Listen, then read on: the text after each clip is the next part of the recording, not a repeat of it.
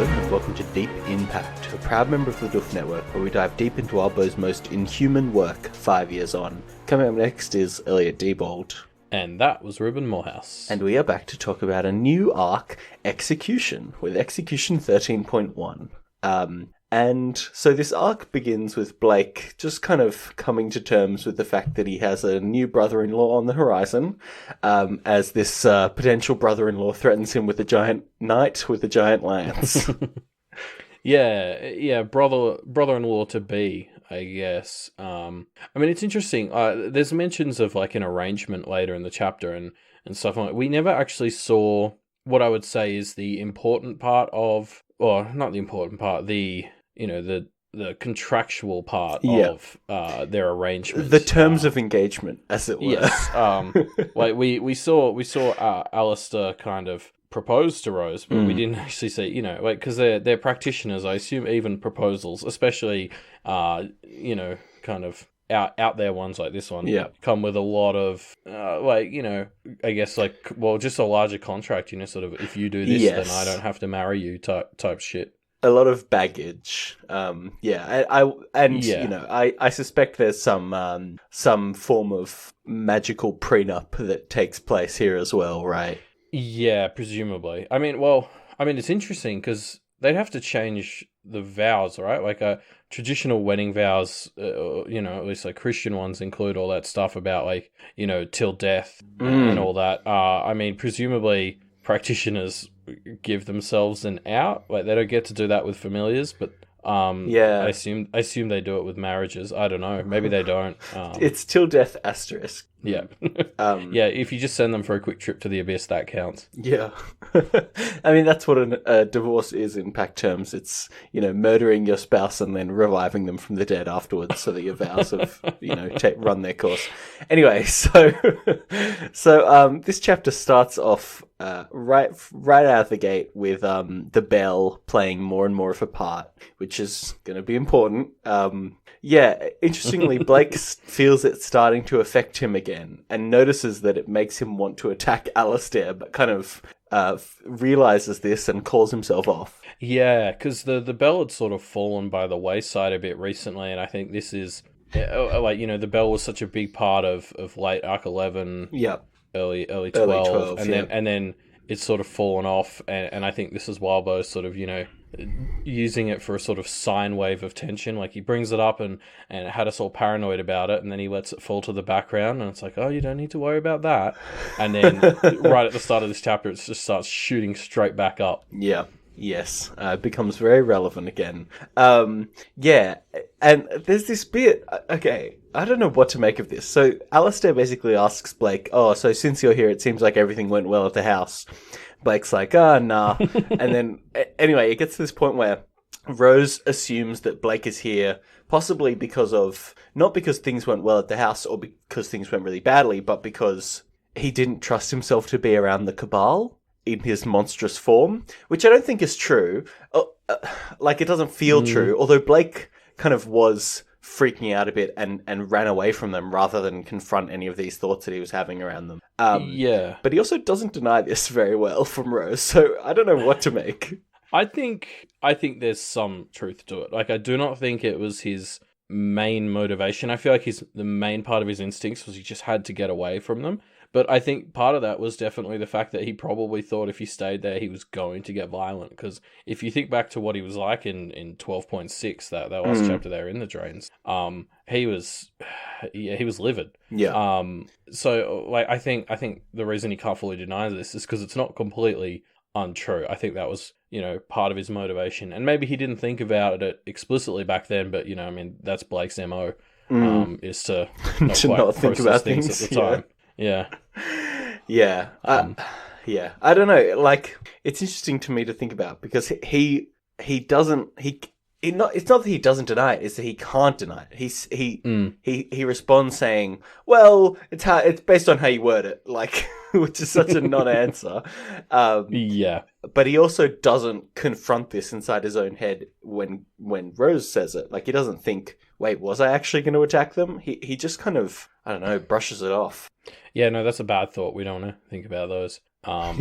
I mean, yeah, this whole conversation, it has so many bits I want to pull out. Yeah. Like there's a great bit where he starts thinking all this stuff about the various ways he might be able to attack Alister and how okay it will be to kill Alister, and then there's just this moment where he thinks to himself, you know, maybe I could just not think of him in terms of how I could kill him, and it's just like, oh, thank God, you know, he's still in there somewhere. And yeah, I mean, even that bit where you know, Alistair is like to him, oh, you know, you wouldn't be here unless the Cabal is safe or dead, so which is it? And it's like, no, neither. Like, Yeah. I agree, I wouldn't have thought Blake would be here unless they were safe or dead, but here we all are. Yeah. I want to touch on this moment where he thinks maybe I could. So the quote is, maybe I can stop thinking about Alistair in terms of how easily I could kill him, right? And the important thing about this sentence to me is it's italicized. Italicized sentences in this chapter seem to have a very specific meaning, which is this idea of an intrusive thought. And I'm jumping ahead a bit in our notes, but I just kind of wanted to see this idea now because it's going to be coming up a lot over the course of this chapter, I think. The idea of Blake is having thoughts that seem to be separate to his main line of thinking, and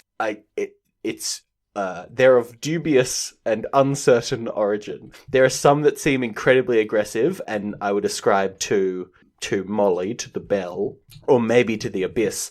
But then there's that first one that we have is, maybe I can stop thinking about Alistair in terms of how easy I could kill him, right? And that's not a very aggressive thought. That's, to me, like some core element of Blake's remaining humanity crying out for rationality.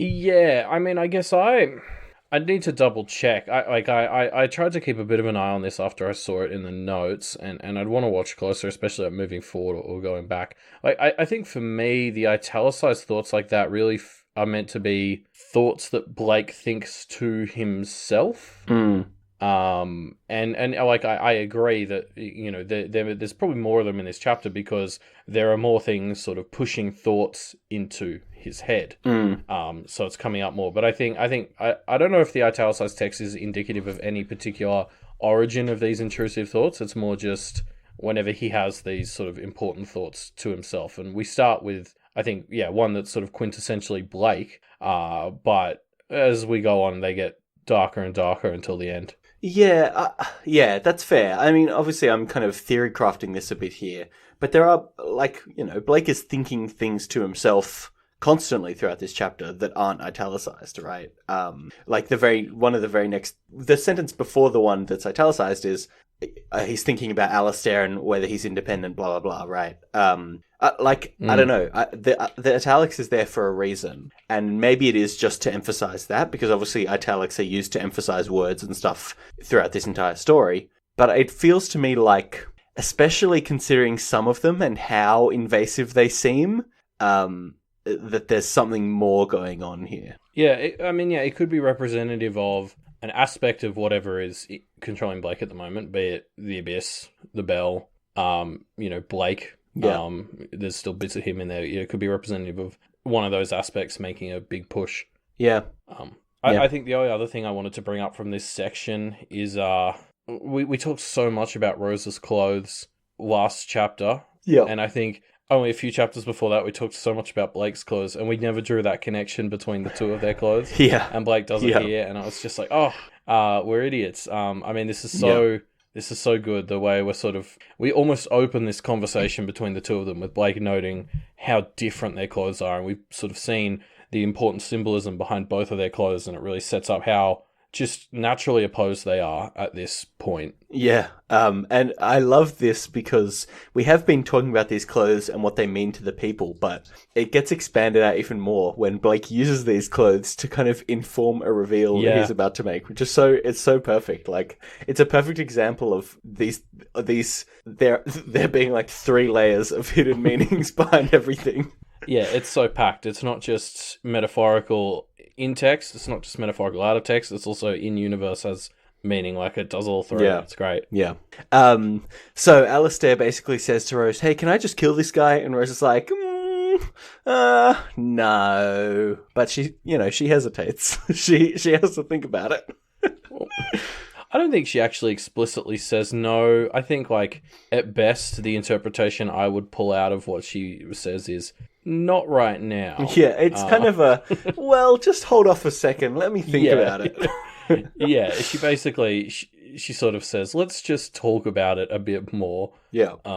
Yeah. I don't know. I don't want to ascribe her too much sort of good or evil will for this. She's just kind of like, no, I don't want to rush into things, which is good. Very Rose, very not very Blake. Rose. Yeah. There's another little bit of italicized text here which I liked, and I'm still kind of going down the read that most of this is Molly's kind of influence. When Rose says, "Would you believe I was actually arguing to keep you alive?" she asked. And Blake's first thought is, no, italicized. And then he kind of continues on that train of thought, being like, well, whatever. But I just love that he defaults to, nope, can't buy that. Yeah. Yeah, I mean, like, because I sort of agreed. I was like, no, I'm not sure I do 100% believe that, especially because, as Blake points out in a little bit, like, why is she wording it as a question and all that? Like, it seems so slippery, practitioner speak, to ask it as a question. But his first point, before he gets to there, where I agree with him, is this whole thing where he kind of goes, you don't get to decide whether I survive. I survive on my own terms. It's kind of like, okay, so now we're hating on her for, like, arguing to keep you alive? Yeah. Like, that's nonsense. Like, only I keep me alive. And so look how you're doing at that, Blake. You're doing a great job. Honestly, the only person who's keeping Blake alive so far is Evan. Yeah, exactly. Evan really gets more of a claim on this than Blake does at this point. So, yeah, again, I think it's just reinforcing this bit, like just how naturally opposed these are. Like, we reminded explicitly here of the fact that Blake kind of has to fight impulses. His natural instinct is to always 100% disagree with Rose, regardless of how logical it is. Yeah. And we sort of see that because his first reasoning is absolute nonsense, and then his second lot of reasoning is kind of like, okay, yeah, that makes sense, but like there's so much imagery to open this, just sort of putting them on opposite sides, so irreparably. Yeah. No, it's great. And it kind of continues this thread throughout their entire conversation where, they're having an argument, they're having an argument about whether Blake should live or die, really, is the crux of this chapter. And they keep going to this place of having some knee-jerk reactions of disagreeing, but then actually kind of coming to some realizations. Like, for both of them, they both clearly intellectually want to maintain a good relationship with each other, but they keep having these knee-jerk reactions of, oh, wait, no, I can't agree with Rose. It's so weird. Yes, it's interesting. You framed it as an argument. I don't think I'd actually use that word until maybe later when we get more into the origin of them. But like at this point, I actually, I read this whole thing as like, it was so tough because I think they were both coming from this same place of they didn't want this. Like, you can see in both of them in the language they're using that they're trying to find a way to make this work. Neither of them wants to go along with this. Like, there's a great bit where Blake is like, we need to find a third alternative, we need to find like another way around this, and Rose is just like, how? And you can just sort of see her, like, I think Blake sort of says that she has this commanding tone to it, but like you get this sense that in amongst that there's just this sort of desperation, like she wants to, but she just can't see it. It's so tough because, as we sort of get further into this, so this is jumping ahead a bit, but things are just too broken for there to be a happy middle ground here. Like, there's not enough of them for them both to be happy. And I mean, they get close, but we'll get there. Do we think it's fair that Rose is already at the point where she can't find a compromise? Like, looking at what she remembers and what has happened since she's been out of the mirror, I don't know if I think she's put in a fair attempt to reach a compromise with Blake. Like, she trapped him in the mirror while she could figure stuff out. There's some problems there, but it was an okay move. And then after that, basically the only interaction they've had is she left. There was a bit of chatting before when the family got there, and then she left to get locked up. I don't know. I kind of feel like she's saying, yeah, we've tried and we can't reach a compromise, but I don't know if she's actually put in the effort.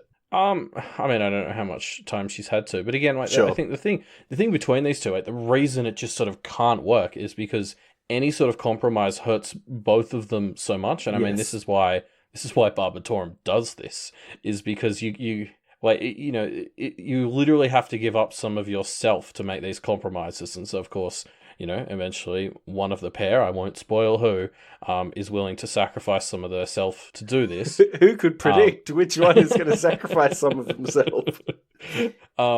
But yeah, I don't know. I find it hard to blame Rose here because, to make any sort of compromise. And she talks about this when Blake weirdly suggests becoming her familiar, which was an obviously terrible idea she calls him out on. Yeah. But I do think he was just sort of spitballing. But yeah, I'm not trying to blame Rose.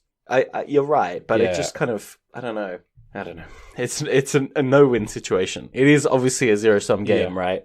Yeah, absolutely. And that's why it's just like watching these two try to fight it and just kind of mostly come up empty is so hard to watch. Yeah. So Rose kind of pulls out the I'm the heart and soul card. And it doesn't work because Blake kind of realizes that he's more of the original than she is. Yeah. And so I like this because we sort of talked about the start of this conversation built them up so much to be on irreparably opposite sides. And then we've just sort of seen them fight kind of together.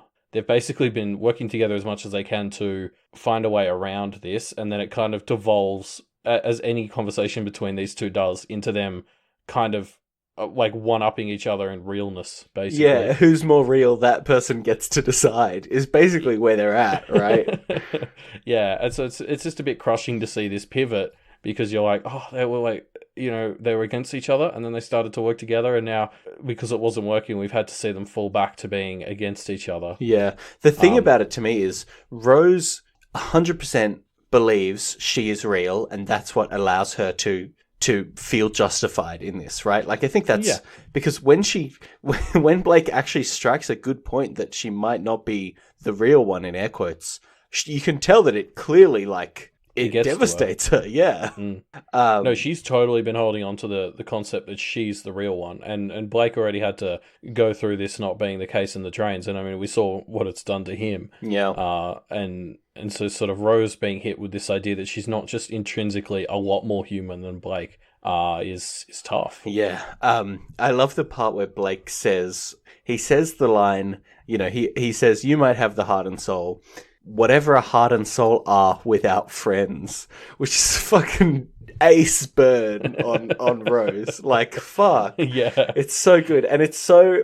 You mentioned in your live read talking about this idea of, yes, okay, maybe Rose has the heart and soul, but the point is, like, what is a heart and soul if you aren't able to connect with people? If you don't have connections, which are obviously so huge in Pact, like, why even bother? Yeah, I mean, the whole world of Pact is built upon the spirits, which are just representative of connections between things, basically, or their embodiments of meaning. Like, this whole world, this whole story in a nutshell is talking about, connections and meaning. And so this is such a great, like, I've talked so much about how I was like, well, Rose doesn't have the heart and soul. And I love this as a sort of reveal that's like, actually she does, but kind of what the book is saying here is, well, yeah, but who gives a shit? Like, that's just a word, basically. Like, Blake got the results of what a heart and soul kind of give you, and that's what's actually important. It's a really cool sort of thesis statement. I can't wait to sort of carry it forward because it's such a great idea.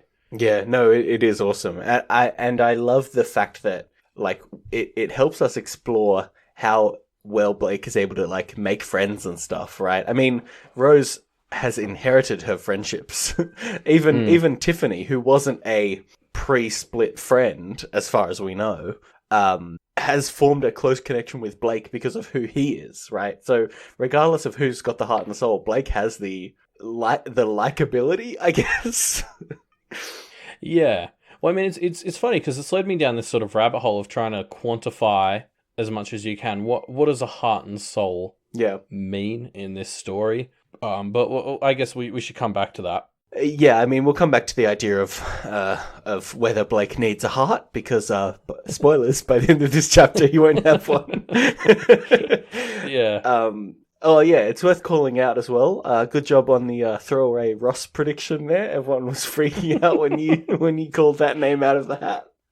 Yeah, I mean, that was just like, I just sort of, I dismissed that one after I came up with it. Like, it was like, that was why I just sort of threw it in the episode, because I felt like I should have something. But I'm I'm really annoyed because I spent way more time than I'd care to admit trying to theorize what the name was actually going to be Yeah. after throwing Ross away. It was hilarious because you hadn't put Ross in your notes, and so I was like, you had written, "Oh, I don't have anything," and so I was just kind of like goofing off, and then you suddenly throw out the name Ross, and I'm just completely unable to react because you just accidentally hit it on the head. It was very funny. Yeah, well, no, I didn't write it down because I didn't think it was a good guess. I thought it was, yeah, I don't know.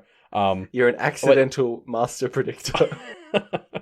um, something I do want to bring up though, sort of on this sort of note, is because as I said, I spent probably longer than I should have trying to figure this out. And so I looked into the name Blake a bunch because there was this whole idea of like demons can't really create, and so if the spirits are filling in the gap, they're going to pick the easiest thing.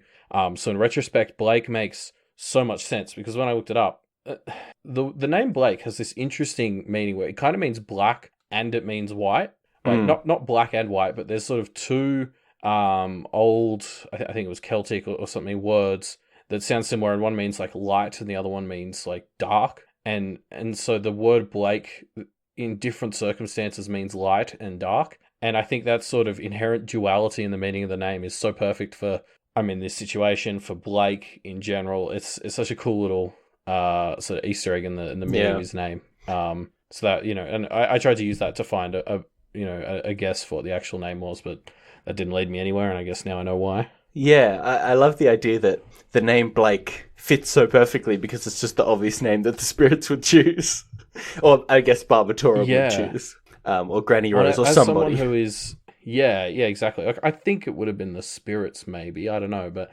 like I love this idea of like a name that means both light and dark, or both white and black, and it's representing someone who is so associated with demons, but is such a good person when he is one. Yeah, when he's a person, you mean? Yeah.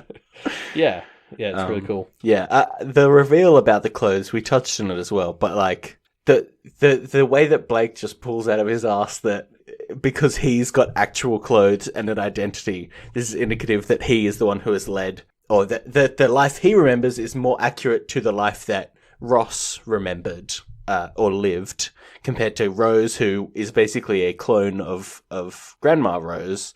It's just such a great reveal. I love it. Yeah, this is my favorite type of reveal because this is one of those reveals where you're just like, oh, I'm a fucking dumbass, of course. Yeah. Like those are my favorite ones. Is when you get a reveal and you're just like, oh, well, that was obvious. Like, why didn't I think of that? Yeah. We don't have the excuse of, oh, it's because I was reading this book so quickly anymore as well. Yeah. Well, I'd want to go back. I reckon around in Arc 7 we probably touched on some of this, or maybe not Arc 7, but I think at some point we must have touched on the idea that the clothes would have been magicked to be girls, or we weren't sure whether the apartment was actually Ross's at that point, but it's just like it's one of those things where I'd just forgotten about it, and then you see it and you're like, oh, it was right there. I think I remember you mentioning something about wondering how difficult it would have been if Blake was created for Alexis and all of these people to be created, and who are they and all that stuff. Maybe it was while Blake was going through his vision quest in the drains, but it would be an interesting thing to re-listen and reevaluate. Yeah, exactly. But it's so great. I love things like that just manage to sit in plain sight and you just completely miss them. It's so good. Yeah. Yeah. So Alister basically says, "Hey, time's up, Rose. You got to choose. Should Blake live or die?" And she doesn't explicitly say it, but she starts saying things like, "I don't have a choice, Blake. Sorry, but..." And so it seems like she's come down on that side of the fence. I mean, I actually don't know if I agree with that, because she basically just starts procrastinating it, and I would almost phrase it as she's basically begging Blake to provide her with an alternative. Like, she doesn't want to do this, and we've just talked about how they've kind of been yo-yoing between being on the same side and not, and when push comes to shove, they sort of end up back on the same side, because Rose just doesn't sort of want to do this, but she's a bit conquesty right now to just straight up beg him, so she kind of does it in this monologue-y way, but she does sort of be like, please, find a way for me to not have to do this because I don't want to. It's heartbreaking. Yeah. I want to pull out this one specific paragraph where Blake is talking about how he won't come after her without a good reason. And her response is so on point. She says, "Whatever's happening to you, the spirits in you, the degradation of yourself, the growth of the abyss within you, your head will get twisted around and you'll convince yourself you have a reason." Which, he's been doing that this for the past few chapters, Rose. Like, are you sure you haven't been around? Because that's really on point. And I love that it gets through to Blake. It's like, yeah. Yeah. Even Blake is like, "Oh, that struck a chord." I was like, "Fuck, finally." No, I love this because they're mirrors of each other, right? And so they're so perfectly able to know each other, the good, and know each other's flaws. They're so perfectly suited to be able to know exactly what will get through this, wall of delusion that they both seem to have a little bit. Yeah, absolutely. I mean, it's so perfect. I think I actually joked a while ago that Rose should be the one to get through to him. And it makes sense in this time because we've seen Evan get through to him just because there's so much on the same page that he sort of realizes when there's dissonance. Whereas Rose, because they're so antagonistic towards each other, it's like when she says something that just makes complete sense to him, it just hits him so hard. When she hits him with something that's so true, even he can't deny it. He has to sort of be like, well, fuck, that must be true. Yeah, and they're both kind of locked in this mode where they're trying to prove that they're like the one, right? That they're not. And because of that, they are forced to like consider each other's words very carefully because that's their avenue for an attack. And so it's a double-edged sword because if one of them says something on point, they have to kind of mull it over and it gets through. Like they can't just ignore each other. Exactly. I really like this chapter and how much they actually land on the same page. Like it actually goes, for now, really well. Like, I was expecting it, we kind of have joked about Rose and how Blake basically hates her and sees her as not human. But they both do so well in terms of trying to avoid bloodshed. Like they both clearly are on the same page about trying to minimize harm from all this stuff and maybe even trying to change the system to not be so shit.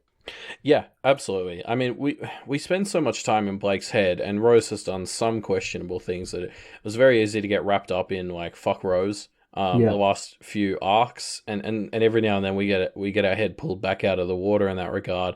And this is one case where you just sort of like, oh yeah, that's right. Rose isn't actually just like terrible evilness incorporated. I think as well, it was easy to sort of demonize everything she did in the first half of the book. Yeah. Because we knew that she'd been deceptive about the awakening ritual, so we didn't know what was true and what wasn't. And then she was sort of being conquesty for the rest of it. So it was very easy to build this sort of evil picture of her. And this conversation here, I mean, it's the most productive conversation they've had since Blake got out of the drains. Yeah.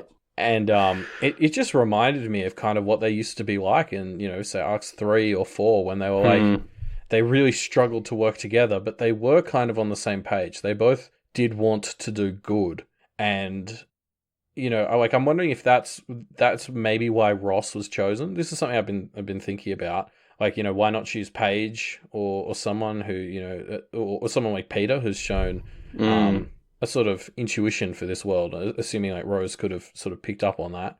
And I wonder if because that's something they've both tended to land on the same side of the coin on, is they both want to do good. And so maybe this Ross person was just such a good person that Rose is like, great, I can split them up and they're both going to be good people. Yeah, I think... And that meant she could count on both of them. Like, she could have the sacrificial one and she could have the more calculating one, but still count on both of them to try and do good. I wonder then what your read on what Molly's role in this was meant to be. Yeah, I'm still not sure that. I wonder if Rose just needed time, like a buffer for this to happen. I don't quite know why she would. If Molly was just another, like, if we go with this assumption that Blake was the sacrificial pawn, Molly is kind of another one, but like Molly is designed to get everything out of the woodwork, and then once it's all out and about, Blake comes in and just fucking causes chaos, and then Rose is left with whatever the aftermath looks like. Yeah. It kind of makes me wonder why wasn't like Catherine used as a sacrificial lamb as well? And maybe the answer is just that Molly could be chosen because she wouldn't be easily manipulated, whereas I get the sense Catherine and Peter would be manipulable by people.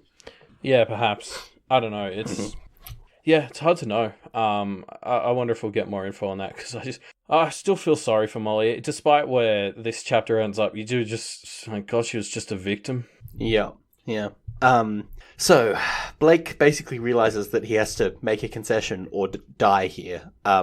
And he agrees to be bound in order to remove himself from being as much of a threat to the happy couple. Yeah, and I mean, Blake sells this sort of as it is, which is why it kind of works. He's like, this is compromising so much of myself. Like, it's such a big sacrifice for him to make. Fighting the system was kind of the one thing he was still defining himself by. Yeah. And yeah, I mean, you know, it gets through to Alister and Rose because of sort of how true it is. It really puts into perspective, like, Rose's sacrifice that she's making here is losing her grip on Alexis, which sounds shitty enough as it is, but it pales in comparison to what Blake's giving up as well. I mean, both of them use kind of gross language in this way. There's a bit where Blake says that the people he killed before weren't significant. And I was just like, wow. Importance, yeah. I think it was nobody significant, and it was like, oh, Jesus. Yeah. They weren't even behaved. Talking about how she's losing her grip. Yeah, you know. Yeah. Yeah, they were just two shumps. But yeah, you know, now we have Blake talking about, Rose is like, I'm losing my grip on my friends. It's like, you're losing your grip on reality. Yeah. Like, get some perspective. Yeah. The word choice that Rose uses is not great. It's interesting that Blake chooses Alexis to be the one in control of him as well. Like, I get why, because he still obviously has such a strong tie to her, but I still have this, like, unshakable feeling of Alexis not being trustworthy from the interactions that we've had with her since Blake came out of the drains. Pick Tiffany. For sure, pick Tiffany. She's the best. Yeah, well, I mean, because the interesting thing about the whole Alexis thing is I'm assuming this is... because I agree that I think Alexis has maybe been the least trustworthy since he went to the drains. And I think it's because if those two had the closest connection when it transferred to Rose, presumably Alexis is the most pro-Rose of the group. Yeah, that makes sense. Because, you know, the strength of that connection presumably carries. So I agree, that's probably why she's been the least trustworthy, maybe, out of them all. And I don't know if Rose promises not to influence her or whatever, but I don't know if she can just sort of give up that sort of connection. So I think, yeah, Tiffany does probably seem like a safer bet, you're right. Yeah. I don't know. I mean, either of them, though. Like, I think we're about to get into the fact this is a big thing to ask of anyone, because he's basically asking someone to, sort of adopt him for their life. Yeah. More or less. Yeah. I mean, that's a big deal. Yeah, they kind of shy away from the familiar idea with Rose, but it's not too far from that with Blake and Alexis. Yeah. And I mean, maybe that's why Blake chooses Alexis, because he thinks this will be a way to, I don't know, reestablish their closeness, or God knows. Yeah, no, I think that's absolutely sort of something in his head. Is, you know, he wants to be close to Alexis again, and that's fair. Yeah. This is a bit of a full-on way to go about getting it's that. Very, it's all in, isn't it? Yeah. I mean, yeah. Well, you've got a quote here, and I'm just going to jump in and read it out because it's sort of what we're talking around. Where Blake thinks to himself, "It's odd. I'm more nervous about the idea of talking about this with Alexis than I am about talking to Rose or to Alister." Yeah. And it's like, well, of course you should be. Like, you know, Alexis is the one you're asking to make like a huge commitment and kind of a sacrifice. It's a much bigger deal to talk about this with her. Yeah. Yeah. It's not too dissimilar from Alistair's random marriage proposal, to be honest. Yeah. I want to touch on that line as well, because it's italicized. And so to me, I immediately think, what is this invasive thought? And again, this is the other one to me that doesn't feel like it fits the aggressive Molly nature of these invasive thoughts, of my theory that these are coming from Molly. I feel like, again, this is Blake's last shred of humanity, right? This is a bit of a vulnerable, nervous moment from Blake. And so to me, this comes from his last shred of humanity throwing in one last little human emotion before his heart literally gets stabbed out of his chest.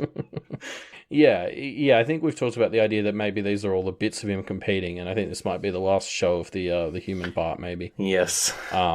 Yeah. So it seems to go okay. Alister extends his hand to agree to this deal, and as Blake reaches out to shake his hand, Molly rings the bell. The bell crashes, and this tentative truce is dashed. Yeah, I mean, as soon as sort of Blake started extending his hand and it started going well, I had this moment of like, oh, this is going so well. And then you're like, wait, this is chapter 1.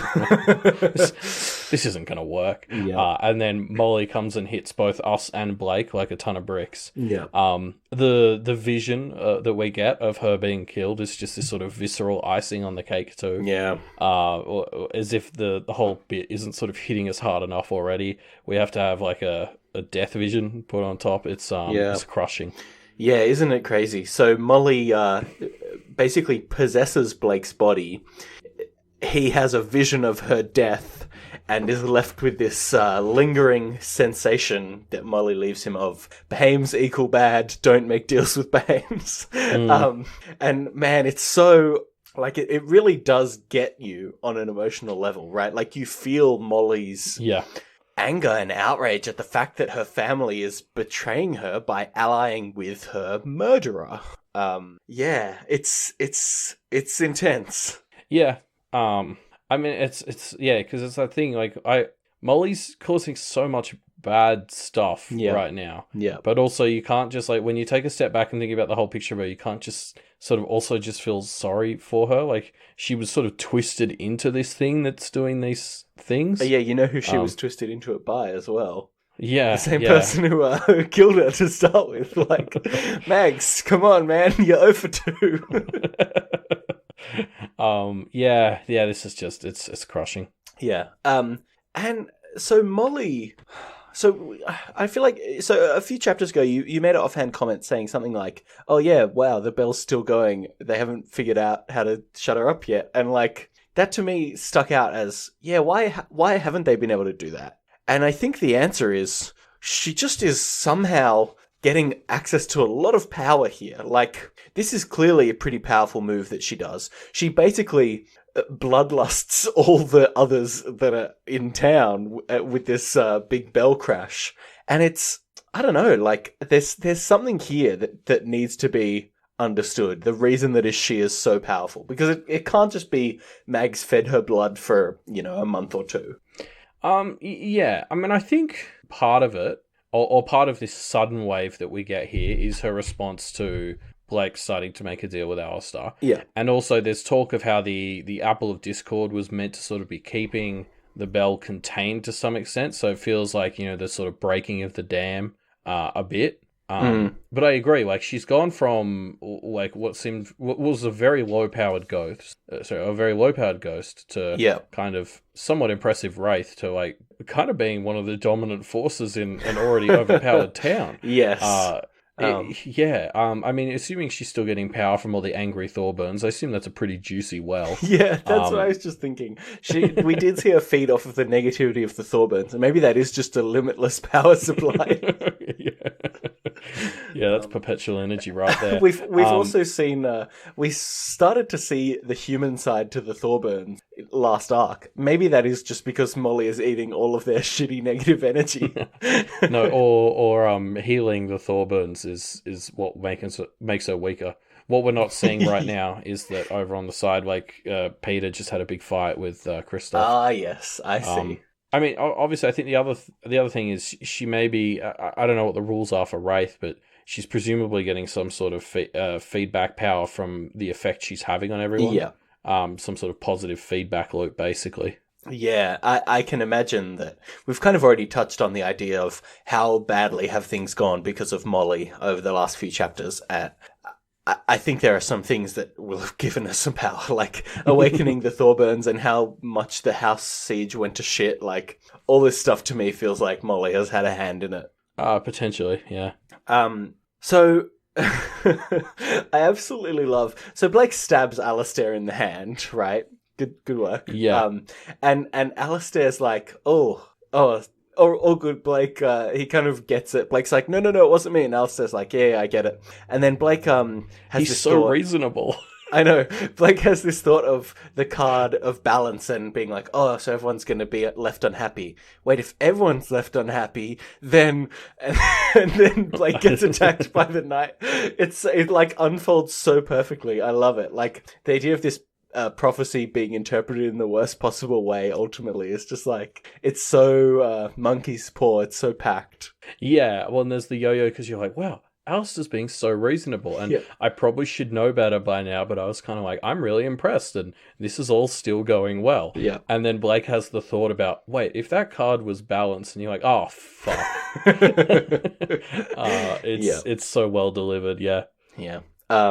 Yeah. So the Midnight, as I shall refer to it, attacks and pierces Blake with its lance, and his heart is basically completely pierced, destroyed, seemingly. I mean, maybe that's a bit of a deeper read than is actually literally in the text, but it seems like talking about the heart and soul earlier on in this chapter, and then Blake being pierced in the heart feels intentional. Anyway, so Blake runs away. Yeah, I mean, it also gets bits of his spine and everything. He basically gets got. Yeah. I was secretly hoping that maybe when the knight stabbed him, his body would go back in time and he'd get human body again. Very helpful. That was optimistic. Yeah, I don't know. I really like just sort of jumping back a bit to the balance card, like the way Alister played it. I really like interpretive future sight in stories. Yeah. I don't like when things are too concrete, and I don't like when they're too wishy-washy. These cards are perfect for that. Like the way that this balance card kind of shifts meaning as our understanding of what's happening shifts is pretty great. Yeah. But anyway, and then obviously we have this knight. I love how it doesn't move. It kind of shifts in time. It's such a fun little extra detail. Yeah, it reminds me of when we first met June, and she would like when there wasn't moves in her memory, she would like stutter between poses. I love that idea. It's so other and brilliant, especially applied to something that is obviously time themed. Yeah. I mean, I'm interested to learn more about this thing. I think it's called a construct here, which I assume is similar to like an incarnation, like conquest, but like of a more fundamental force. I guess we'll see. It's about to get hit with the hyena, which doesn't even dent it. Isn't that crazy? And, the hyena cut up which is the highest power level thing we've seen in this story so far, right? Like the hyena is able to fuck up anything, and it just completely doesn't affect the Midnight, which I love. It's like, I know that either Blake is going to have to fight it again for real later, or it's going to be on his side because of the marriage and whatever. But either way, I can't wait to see it more in action. Yeah, I mean, it sort of really sells that this is an escalation, right? Things are, so as the story's progressing, things are getting bigger and bigger, and this sells that. Like the hyena has been pretty dependable until now. I think the faceless woman is maybe the only other thing we've seen sort of recover from it, but it still did a number on her. Yeah. And so, yeah, it just really does sell this idea of, like, things are getting bigger and badder as we're heading into the next part of the story. Yeah, definitely. So Molly's bell has basically caused all the others around town to flip out, and they're basically just attacking whoever they can. I mean, we don't fully understand the implications of this, but we see some others that were on the Behaim side attacking some Behaim, so it seems like it's indiscriminate chaos and shit's going down.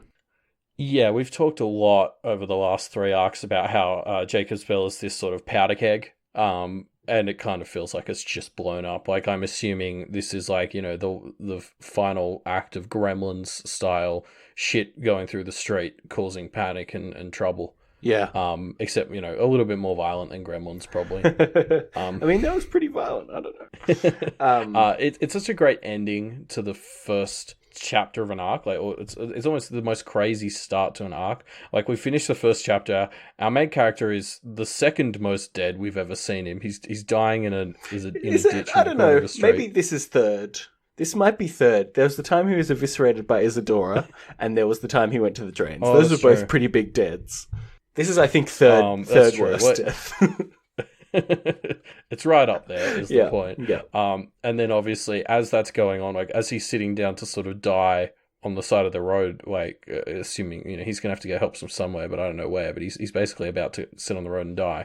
Meanwhile, the whole city around him is just descending into hell, and it's just this like, fuck, this is gonna be an arc and a half, isn't it? Yeah. So execution. I want to touch on execution because already we've touched on Molly's execution and the role that it has played in this story, and obviously Blake was almost executed. Like, I love the idea of an arc being called execution, and already we've seen two great interpretations of it, and I'm sure there are going to be more. Like, I'm so here for it. No, you're right. This arc has already hit the ground running in terms of adhering to its word. I mean, I'm very interested. I know. I guess one thing I'm hoping that we're going to get to see in execution is maybe some more execution of Granny Rose's plan. Basically, like I'm thinking the other meaning of execute that jumps out to me is to execute a plan. Yeah. So I think some plans are going to be getting executed. Maybe in all this chaos, people like Johannes and Sandra are about to make their plays. Well, even more specifically, you execute a will, right? Like a will gets executed. Oh, I like that. Yeah. Yeah, so I suspect there'll be some more specifics of Granny Rose's plan based on all the heirs and all this stuff. Yeah, let's find out. Yeah, that's it for Execution 13.1, but we have some great answers to our discussion question, which was left in 12.8. This discussion question was talking about, if you were going to change the system, what would you change about it? And we got a lot of people who all had a lot of different ideas about things that they could change. Everyone left like at least 2 or 3, and they're all great. So I guess we'll just start pulling out some of our favorites. Yeah. Well, I want to start with Brawl 97, who was one of the people who Brawl had posted answers in both threads because they thought of more in between and had to jot more, which was like great. Yeah. So something they suggested early on was this idea that karma shouldn't just be landing on the head of the head of the family. That was poorly phrased. But like instead kind of divvied up between all of the heirs, because then at the very least, kind of as your family grows, you can disperse the karma. Yeah. So it doesn't, basically, so what happened to Blake doesn't happen. Yeah, no, I like this idea. I mean, the karma system is meant to be there to punish people who do crazy shit, right? Yeah. And I feel like this lightens the punishment a bit, which is good for the people that are getting unfairly punished, believe me. But it's not as good for like crazily punishing the elders of the family who make the mistakes. I don't know. I'm a little bit torn on it, I think. Well, I think we're just talking about the hand-me-down parts of the karma. That's like fair. If you do crazy shit, that's all on you. I can sort of stand behind that, but I think the idea is then it's kind of unfair to lump it all on one child based on whatever gender or order they're born in. Yeah. Not that it's necessarily much fairer to give it to all of them, but I mean, if that's the system we're stuck with, and I think that's kind of like there's something Brawl starts to touch on is this idea that. Like, I don't get the impression karma is this sort of intrinsic part of, the Seal of Solomon or any other part of the world, but it's kind of something that popped up by accident due to general ideas of right and wrong amongst humans. And it's this sort of afterthought. Like, the whole lineage thing, I think, was built up because spirits get confused when, like, humans die. Like, they're not used to... They can't keep up with mortals, basically. I think was something that was mentioned. So it's like, for me, I feel like karma is something we could hopefully try and change more because it's not explicit. It's kind of something that has arisen implicitly and started to become explicit or has become explicit. But, isn't entrenched in any rules. Yeah, I want to jump over to something that Sohaib7 mentioned because I really liked their interpretation of what might be a better way to fix karma, which is base it somehow on intent. So if you intend to help somebody by doing something, that action yields positive karma. Whereas if your action is intended to harm somebody, then it tends towards negative karma. And this is probably hard to implement because you would need to be able to understand intent, which I don't think the spirits are smart enough to be able to do. But it is a very neat way to ascribe good or bad morality without needing to answer the question of who decides if something is good or bad. Yeah, and I do agree that it's better, it's an improvement, but I think just knowing people's intentions still isn't enough. Like carelessness is another factor that can come in. You can do things that have horrible consequences, and you may not have had bad intentions. But you maybe also didn't think it through. So it's like you do you need to maybe be punished for just being reckless? And like Yeah. for Blake's sake, let's not implement that too soon. Or But somebody like Laird who is going to kill Blake because it will help the entire town, and that in his mind is intended to help everybody. Like, you're right that how do you there's... define good and bad? It's not a perfect solution. But then, I mean, nothing is. And if you're interested to learn more, watch The Good Place on NBC. That's pretty much what it's about. Yes, it's a whole story about the difficulties of ascribing points of good or bad to people's actions. Yeah, so I guess jumping back to Brawl 97's answer, or answers, so the next thing they sort of brought up was this idea that we've touched on, like the spirits, like maybe if they could just be smarter, that would be better. So I think Brawl talks about only letting the smarter ones be the judges. Yeah. Who was it? Somebody, I can't remember the name, but somebody in our discussion thread mentioned the idea of having practitioners pay a bit of like a power tax to the spirits more actively. Like, you actively have to manage a spirit, which means paying power into it, but that elevates it and makes it smarter because it's more powerful. Therefore, it can be a little bit higher level, able to judge stuff. Yeah, I'd worry for that. Like, how do you keep the bias out of the spirit? There'd have to be a careful structure put in place to not get the spirits biased towards powerful people. It's true. That's true. But I think everybody basically had some element of the spirits are too dumb. They need to be smarter in their answer. No, that's definitely like the limitation I think everyone started to come up against in their answer is, I want this better, more complicated system, but I don't think I can get it because the spirits are dumbasses. So Brawl quickly touched on some other things in their second answer.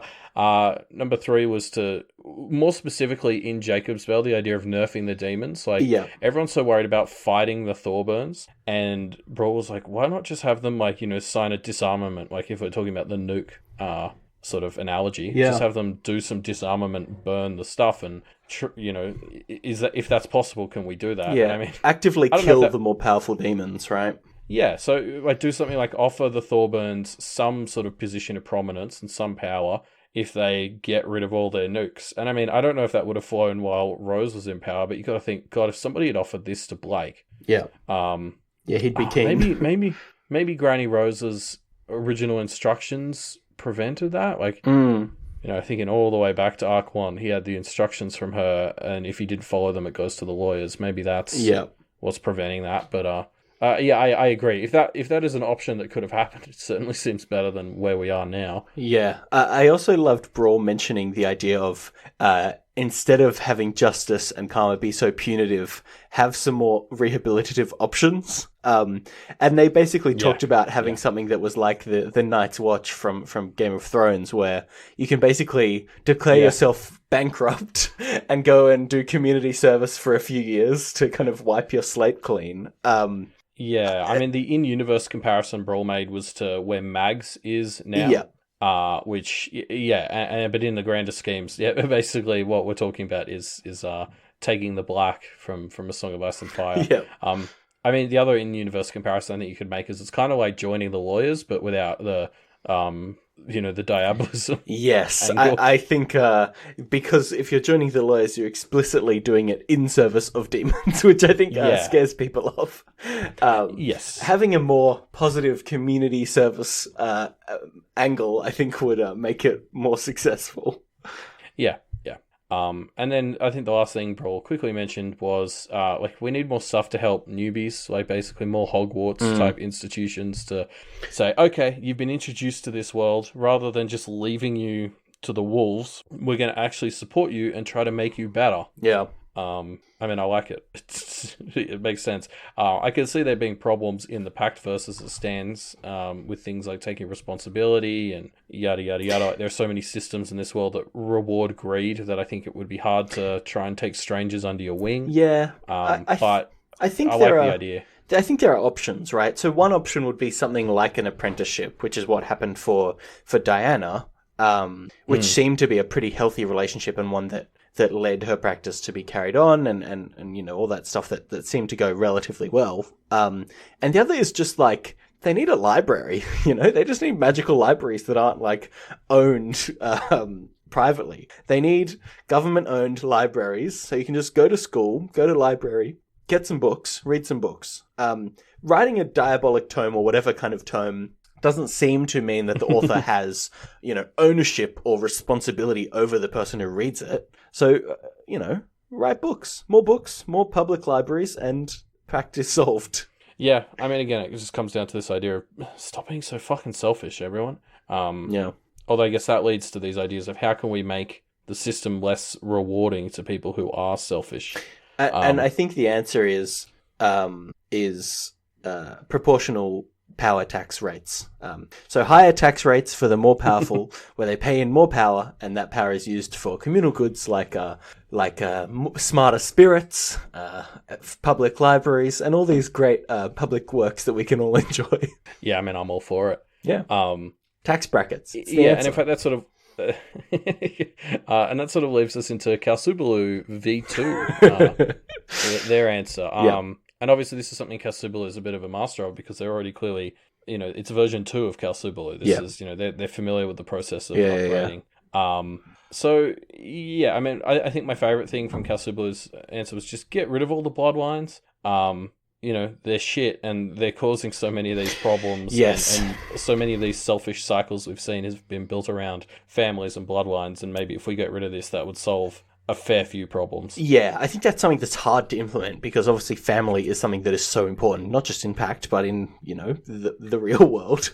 I think maybe a start would be a new awakening ritual that needs to be guided by someone that isn't a family member. So in order to be awakened, you need to have some kind of entry point into the world, same as now, but that needs to be someone who isn't a family member. Somebody needs to vouch for you who isn't a family member, which means you'll at least get some kind of mixing outside of your family and people taking responsibility for people that aren't directly in their family. I kind of see a way for that to at least put some checks against like limitless, lineages. You'd probably have to put something to stop like conglomerates forming.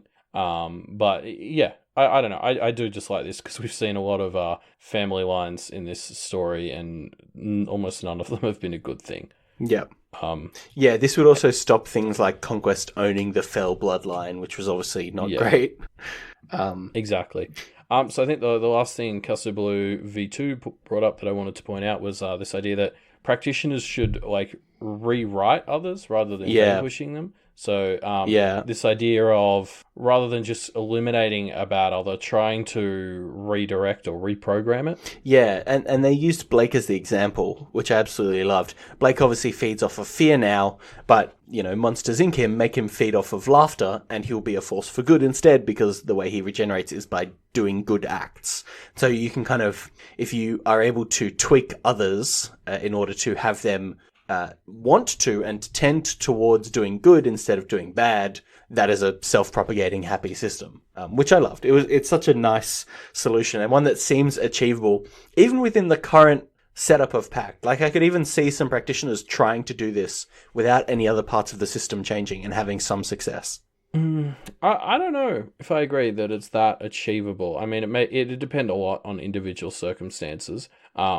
But so much of the power in this world comes from history and weight. I don't know if you're going to suddenly be able to take the Abyss part of Blake and redirect it towards laughter. Yeah. I think that might actually be quite difficult. I think if the native Canadians, I guess it was, who created Corvidae can take a spirit and amplify it in a specific direction, which was mess with the connections between things, it feels likely that could also be done to take an existing other like Blake and push him in a different direction as well. Like, it doesn't seem out of the realm of possibility from things that we've already seen. Yeah, maybe.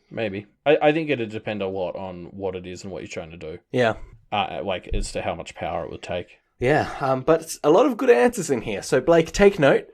Since you don't know what the fuck to do if you do change the system, we got some good answers for you. Yes. So that leads us into our next discussion question, which we'll be talking about in Execution 13.4, because there's a bonus chapter this week. Yay. And our discussion question is, which of Blake and Rose has the heart and soul? Yeah. I mean, what we're really asking here is, like, what is a heart and soul? What does it mean? What what are the parts of that matter? Yeah, I would love to hear some people take more of a hard look at Rose, saying, "Yes, I have the heart and soul," and actually get some quotes out. Be like, "What? Wait a second. Let's fact check this. Let's get Snopes on this. Do you have the heart and soul, Rose? What evidence is there for this?" Yeah. And I'm just interested to really explore the idea of what do heart and soul mean to people, because obviously I've come at this the whole time from this very different idea of what heart and soul means, and now I'm kind of having that challenged by this revelation from this chapter. Yeah. So I'm interested to kind of explore that with everyone. Yes, if you want to write your answer to this discussion question, the place to put it is in our discussion thread, which will be linked in the episode description. Yes. And, Apple Podcasts and Stitcher and some of the others, they let you review the podcast. What? And when you do that, it helps us. Whoa. And that's good. So please do that if you can. Come and give us a rating and a review. Other people will discover the podcast. They'll discover Pact. They'll come join the community. That's what we all want. So do it if you can. Yeah, it's a great way to help support the show without having to do any kind of monetary contribution. Another great way to support the show without monetary contribution would be to check out our Twitter. Maybe give us a follow. We post stuff about when the new episodes come out, and we also do things like live reads. So if you want to get a sneak peek of the episode before it comes out, the place to go is the at MediaMD Podcast on Twitter. Yes, and, doofmedia.com. That's the website where you go. Mm-hmm. And it's got all the stuff about the other shows on Doof. There's a calendar page on there, which if you're not in our Discord is the best way to find out when everything's coming out. So we don't have too much to talk about because the last thing to come out was our other episode. But the exception to that is live reads. Scott's doing Ward live reads. I'm doing Pact live reads. And you can see when those are happening on that calendar page on Doof Media. So check it out. Yeah, there's all kind of great shows on the Doof Media Network. Do the Right Thing, What You Say. We've got Ward. These are all shows that are coming out in the next day or two. So definitely go over to doofmedia.com and check them out. Mm-hmm. And I just mentioned the Discord. That's available via patreon.com/doofmedia. It's the best perk of many that you get for, donating to Doof Media, which, helps keep us alive and, keeps the podcasts online and such. So if you've got the money, please check it out. Yep. If you want to support Wildbow, he also has a Patreon. It's just started raining really heavily here. And the way to make that rain stop is by making the universe happy. And the only way to do that is to donate to Wildbow on Patreon. So head to patreon.com/Wildbow. Well, Wildbow lives on the opposite side of the world to us, so if you make it rain on Wildbow's end, it'll stop down here. Oh, yeah, make it rain, with money, right? Make it rain. I got it. Yeah, nice. Yeah, thanks. That joke needed explaining. It did. So we'll be back for Execution 13.2 on Wednesday, the 6th of November, so we'll see you all in 2 days. Bye.